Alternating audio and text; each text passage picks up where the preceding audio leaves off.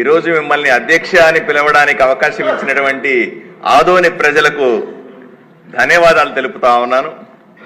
ఇదే సందర్భంలో ఇది మంచి చర్చ అధ్యక్ష. కేంద్ర ప్రభుత్వం రాష్ట్రానికి గత 5 సంవత్సరాలుగా ఎంతో పెద్ద నిధులు ఇచ్చినప్పటికీ కూడా అవి పక్కదావ పట్టించడం అన్నది చాలా దారుణమైన విషయం అధ్యక్ష. కేంద్ర ప్రభుత్వం రాష్ట్రంలో సుమారుగా 142 పథకాలను అమలు చేస్తాం. వీళ్ళు జగన్మోహన్ రెడ్డి గారి ప్రభుత్వంలో మనం చూసాం, నవరత్నాల పేరు మీద 9 రత్నాలు పథకాలు ఇస్తే రాష్ట్రమంతా బాగుపడుతుందని ప్రజలు నమ్మించినారు. నవరత్నాల్లో కూడా మీరు చూస్తే అధ్యక్ష, మొట్టమొదటిది గృహ పథకం అయితే దానికి 100% నిధులు ఇచ్చేది కేంద్ర ప్రభుత్వమే.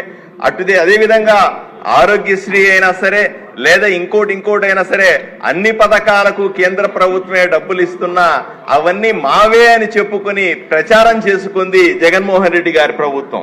దీన్ని మనమందరూ కూడా చాలాసార్లు ఖండించాం. నేను చాలాసార్లు చెప్పాను అధ్యక్ష, గ్రామీణ ప్రాంతాల్లో 100 రూపాయలు ఖర్చు పెడితే 80 రూపాయలు కేంద్ర ప్రభుత్వం సరాసరి పథకాలకు ఇస్తుంది అని చెప్పాను. నేను ఒక్క విషయాన్ని మీ దృష్టికి తీసుకొస్తాను అధ్యక్ష, మంత్రి గారి దృష్టికి కూడా తీసుకురావాలి. నా ఆదోని నియోజకవర్గంలో అధ్యక్ష, కేంద్ర ప్రభుత్వానికి సంబంధించినటువంటి పథకాలు డబ్బులు ఎన్ని వచ్చినా సరే రాష్ట్ర ప్రభుత్వానికి సంబంధించిన 10-20% గ్రాంట్లు కూడా ఇవ్వకపోవడం వల్ల అన్ని వెనక్కిళ్ళిపోయినాయి అధ్యక్ష.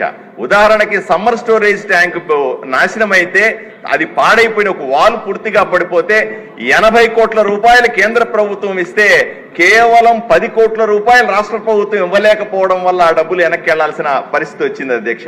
అంతేందుకు ఇంటింటి కొళాయి పేరుతో జల జీవన్ మిషన్ కింద 100కు 100% నిధులు కేంద్ర ప్రభుత్వం ఇస్తే ఈ రోజు కూడా 50% మించకుండా 50% కూడా ఇళ్లకు ఇంటింటి కొళాయి ఇవ్వకపోవడం ఎంతో దారుణమో ఆలోచన చేయండి. అదేవిధంగా డ్రైనేజ్ అయినా సరే, రోడ్లు వెడల్పు చేసే కార్యక్రమం అయినా సరే, కనీసం యువత ఆడుకోవడానికి ఇండోర్ స్టేడియంకి సంబంధించిన పెద్ద ఎత్తున నిధులు కేంద్ర ప్రభుత్వం ఆదోని నియోజకవర్గానికి పంపిస్తే దాన్ని కూడా సద్వినియోగం చేసుకోకుండా వెనక్కు పంపించేసి లేదా పక్కదావ పట్టించిన ఘనత జగన్మోహన్ రెడ్డి గారి ప్రభుత్వం.